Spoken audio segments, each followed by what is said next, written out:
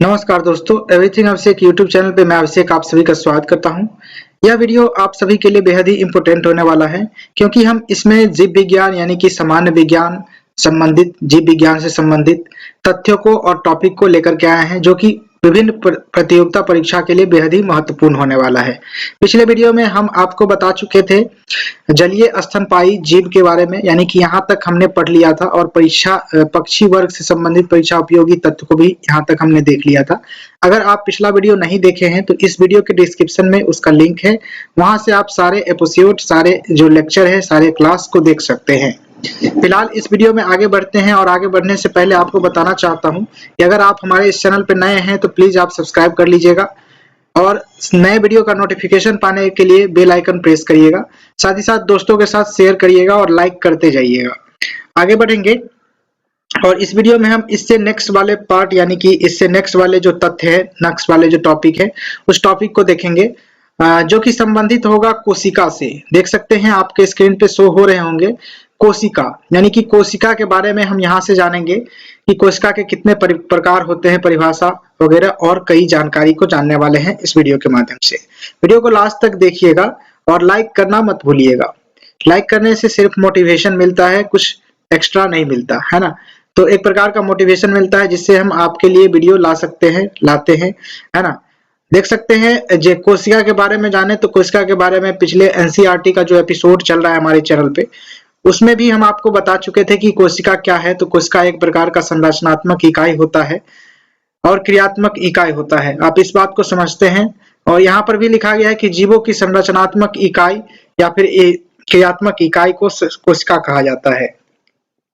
और जीव का जो शरीर है, जीव की शरीर की सबसे छोटी इकाई कोशिका को ही कहा जाता है। इंग्लिश में कोशिका को सेल कहते हैं, CELL सेल कहते हैं, ध्यान रखेंगे। अंग्रेजी में कोशिका को सेल कहते हैं। उसके बाद देखें तो यहाँ पर इसके खोजकर्ता के बारे में जानते हैं तो रॉबर्ट हुक जो थे इनके खोजकर्ता थे। ये इंग्लैंड के निवासी से जो है कि खोज किए थे 1665 ईस्वी में कोशिका का खोज किए थे। उसके बाद देखें तो कोशिका कितने प्रकार के होते हैं, तो कोशिका के कितने प्रकार यानी कि टाइप्स ऑफ सेल के बारे में जाने तो दो प्रकार के कोशिका को बांटा गया है, दो प्रकार से, यूकैरियोटिक कोशिका और प्रोकैरियोटिक कोशिका, यानी दो टाइप से बांटा गया। अब यूकैरियोटिक कोशिका में क्या प्रमुख होता है उस बात को देखेंगे। यहां से देख सकते हैं, पहला है यहां से आपके सामने, तो मैं दिखाने की कोशिश करता हूं। ये देख सकते हैं केंद्रक कला उपस्थित होता है इसमें। केंद्रक मतलब जो है कि केंद्रक उपस्थित रहता है यूकैरियोटिक कोशिका में, केंद्रक कला उपस्थित रहता है। दूसरा में कोशिकांग इसमें रहता है यूकैरियोटिक कोशिका में। गुणसूत्रों की संख्या अधिक होती है प्रोकैरियोटिक कोशिका से यूकैरियोटिक कोशिका में।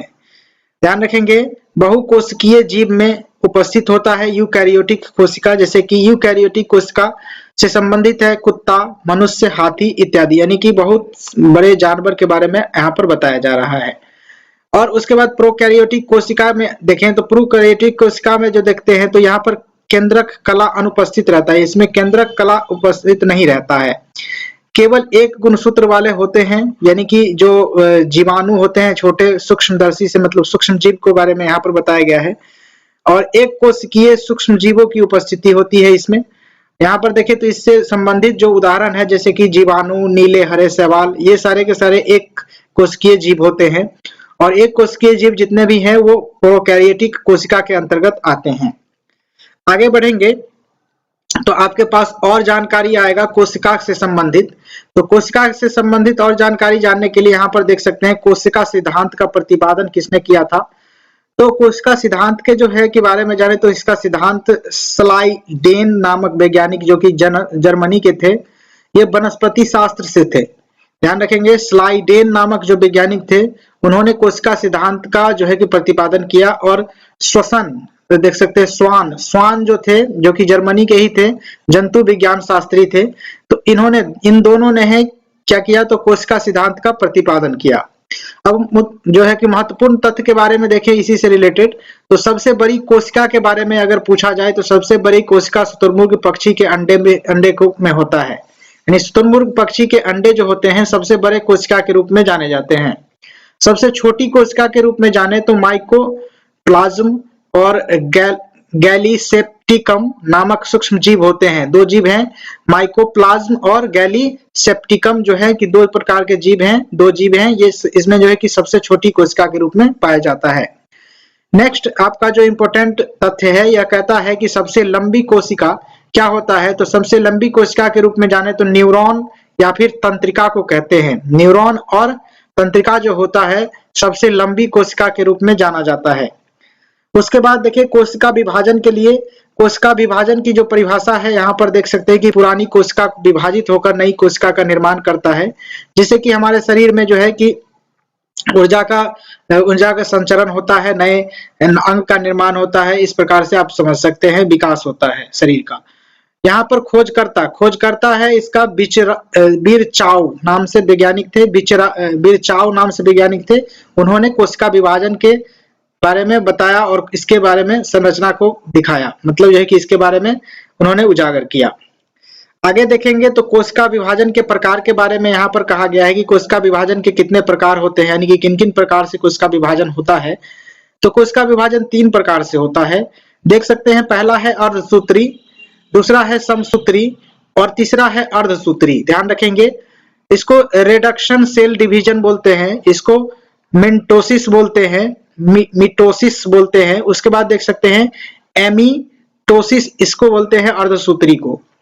अर्धसूत्री के बारे में जाने तो यहाँ पर फैक्ट है आपके सामने में कि एकमात्र कोशिका से 2 संतति कोशिका बनते हैं, तो वह अर्धसूत्री जो विभाजन है कोशिका का वह कहलाता है। जैसे कि आप देखें तो जीवाणु, यीस्ट और साइनोबैक्टीरिया में इस प्रकार के अर्धसूत्री विभाजन होते हैं। अगला पॉइंट है जो कि समसूत्री विभाजन के बारे में बताया गया है कि इसे कायिक कोशिका विभाजन भी कहते हैं। इसे जो है कि कायिक कोशिका विभाजन कहते हैं। एक कोशिका विभाजन से 2 कोशिकाओं का निर्माण होता है। यह समसूत्री कोशिका के बारे में कहा जा रहा है। गुणसूत्रों की संख्या अपरिवर्तित रहती है कौन से विभाजन में, तो समसूत्री विभाजन में, समसूत्री कोशिका विभाजन में गुणसूत्रों की जो संख्या होती है वह अपरिवर्तित रहती है, बदलती नहीं है। अर्धसूत्री विभाजन के बारे में जाने तो इसके जो है कि न्यूनकारी कोशिका विभाजन कहा जाता है। इसे जो है कि न्यूनकरी जो है कि कोशिका विभाजन भी कहा जाता है। और यह केवल जनन कोशिका में होते हैं, यानी कि यह केवल जो है कि जनन कोशिका में ही होते हैं। गुणसूत्रों की संख्या घटकर आधी रह जाती है इस कोशिका में, इस कोशिका विभाजन में, यानी कि अर्धसूत्री विभाजन में, अर्धसूत्री कोशिका विभाजन में गुणसूत्रों की जो संख्या होती है वह घटकर आधी हो जाती है। इसमें 4 कोशिकाएं बनती है, यानी कि एक कोशिका टूटकर 4 कोशिका के रूप में विभाजित हो जाती है। ये ध्यान रखेंगे, पूछा जा सकता है इस प्रकार से क्वेश्चन, यहाँ से बहुत सारे क्वेश्चन बनने वाले हैं। आगे बढ़ेंगे, आपके स्क्रीन पे दिख रहा होगा कोशिका कला। कोशिका कला क्या होता है इसके बारे में यहाँ से जानेंगे। तो इसके बारे में जानते हैं तो कोशिका की संरचना हमको जानने की जरूरत होगी। कोशिका की संरचना के बारे में 1 नंबर में आपको बताया गया कि कोशिका कला यानी कि निर्माण जो होता है कोशिका का प्रोटीन व वसा से होता है। कोशिका कला का जो निर्माण होता है वह प्रोटीन और वसा से होता है। 2 नंबर में देखें तो यहाँ 2 नंबर में है केंद्रक। केंद्रक जो है कि केंद्रक का खोजकर्ता आप जाने तो रॉबर्ट ब्राउन थे, इनके खोजकर्ता जो कोशिका के केंद्रक का खोज किए थे। इसका जो कार्य होता है, यानी कि केंद्रक का जो कार्य होता है कोशिकीय गतिविधि को नियंत्रण करना, इसमें की संबंधित होता है यूकैरियोटिक कोशिका के केंद्रक कलायुक्त होते हैं और प्रोकैरियोटिक कोशिका के केंद्रक कला अनुपस्थित होते हैं। ध्यान रखेंगे, ये तो यहाँ से ही आगे पिछले बार भी मैं समझ गया था, यहाँ समझा दिए थे कि यूकैरियोटिक में कोशिका में केंद्रक युक्त कला युक्त होता है और प्रोकैरियोटिक में जो है कि केंद्रक में जो कला अनुपस्थित रहता है। तो ये चीज आप ध्यान देंगे यहाँ से। तो कोशिकीय गतिविधि को नियंत्रण करने का कार्य कौन करता है, तो कोशिका का केंद्रक द्वारा होता है और कोशिका के केंद्रक का खोज रॉबर्ट ब्राउन के द्वारा किया गया था। 3 नंबर में जीव द्रव यानी कि फोटोप्लाज्म। फोटोप्लाज्म किसे कहते हैं, तो फोटोप्लाज्म जीव द्रव को कहते हैं। शब्द का जो है कि जीव द्रव शब्द प्रथम उपयोग जो किए थे, प्रथम बार उपयोग किया था जीव द्रव का, वो थे पुरकेंजी साहब ने। पुरकेंजी साहब के द्वारा जो है कि जीव द्रव का जो प्रथम बार इस शब्द का उपयोग किया गया था। आगे देखेंगे तो कोशिका का प्राणदायक पदार्थ होता है कौन, तो पूछा जा सकता है कि कोशिका का प्राणदायक पदार्थ क्या होता है, तो जीव द्रव को कहा जाता है यानी प्रोटोप्लाज्म को कहा जाता है। कोशिका भित्ति जो लास्ट में है 4 नंबर पे, कोशिका भित्ति केवल पादप कोशिका में उपस्थित होते हैं। शैवाल और हरे पौधे की कोशिका भित्ति सेलुलोज की बनी होती है। ध्यान रखेंगे, शैवाल और हरे पौधे जितने हैं उसकी कोशिका भित्ति सेलुलोज से बनी होती है, यानी कि कोई भी जो पादप है या फिर पेड़ पौधे है, हरे पेड़ पौधे है, शैवाल है, तो उसकी जो कोशिका का भित्ति होगा वह सेलुलोज की बनी होगी। इंपोर्टेंट है, इसमें सारे फैक्ट जो है कि इंपोर्टेंट ही है। आगे देखेंगे तो आपके पास निकल के आता है कोशिका के भाग के प्रमुख मतलब कोशिका के प्रमुख भाग के बारे में यहाँ पर जानेंगे कि कोशिका के जो भाग होते हैं वो कौन कौन से प्रमुख भाग होते हैं, उसके बारे में इंपोर्टेंट फैक्ट सब इंपोर्टेंट तथ्य के बारे में जानेंगे। वीडियो को लाइक करना मत भूलिएगा, क्योंकि वीडियो बनाने में बस एक मोटिवेशन मिलता है, आपके एक लाइक से बहुत मोटिवेशन मिलता है। ध्यान रखिएगा इस बात को और लाइक करते जाइएगा, शेयर कर लीजिएगा दोस्तों के साथ, और नए हैं तो सब्सक्राइब करना तो भूलिएगा ही नहीं। उसके बाद देख सकते हैं कोशिका भित्ति, यहाँ पर जो फैक्ट है कोशिका के जो प्रमुख भाग है उसके बारे में जानते हैं, और यहाँ से भर भर के क्वेश्चन पूछे जाते हैं आए दिन एग्जामिनेशन में।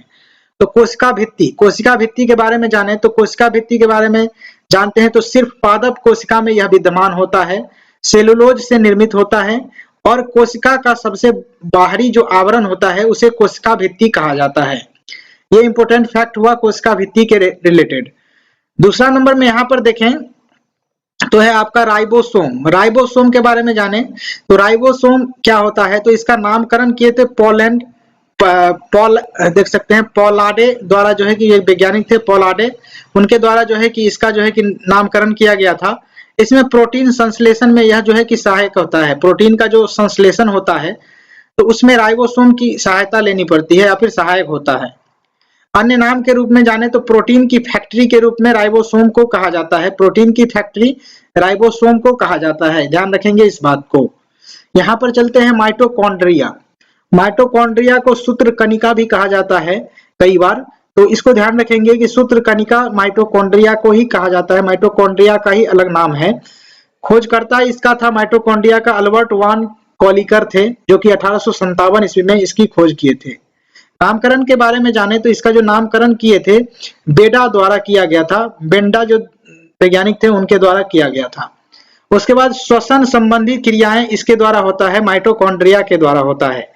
उसके बाद यहाँ पर देखिए नेक्स्ट फैक्ट की तरफ कि जीवाणु एवं नील हरित शैवाल में यह अनुपस्थित रहता है, मतलब कि जीवाणु व नील हरित शैवाल में माइटोकॉन्ड्रिया नहीं पाया जाता है।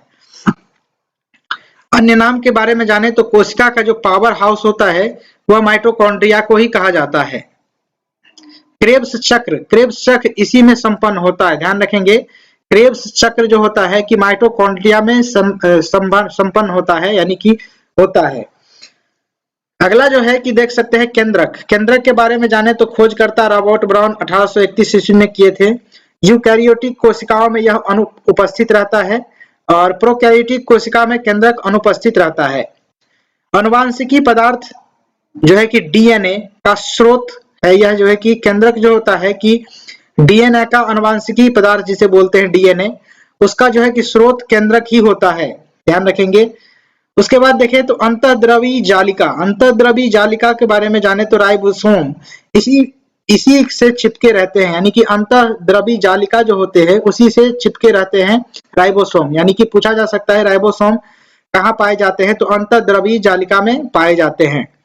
लिपिड संश्लेषण का प्रमुख स्थल जो है कि अंतःद्रवी जालिका को ही कहा जाता है।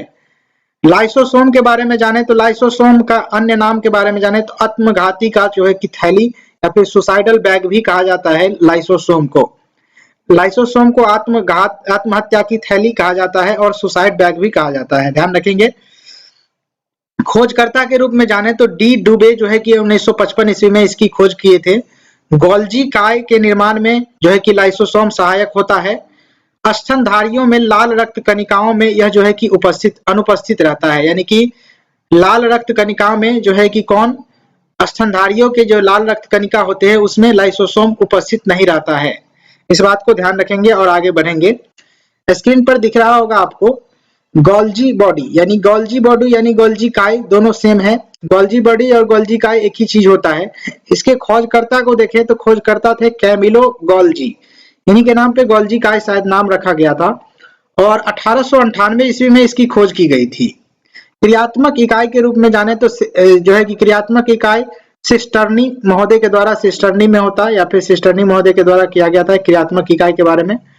उसके बाद देखें तो अन्य नाम के बारे में जानते तो गोल्जी उपकरण कोशिका के अणुओं का यातायात प्रबंधक होता है, यानी कि ध्यान रखेंगे कि गोल्जी उपकरण जो होता है कोशिकीय अणु का जो है कि यातायात प्रबंधक होता है। ध्यान रखेंगे, इस प्रकार से क्वेश्चन पूछा जाता है कई बार। ग्लाइकोप्रोटीन व ग्लाइकोलिपिड का निर्माण जो है कि गोल्जी बॉडी में ही होता है। उसके बाद है लवक। लवक के बारे में जाने तो केवल पादपों में उपस्थित होता है यह लवक। और हरित लवक के बारे में जाने तो हरित लवक जो है कि खोज किए थे हरित लवक का तो हैकेले महोदय ने किया था और 1865 ईस्वी में किए थे हरित लवक का खोज हैकेले महोदय द्वारा।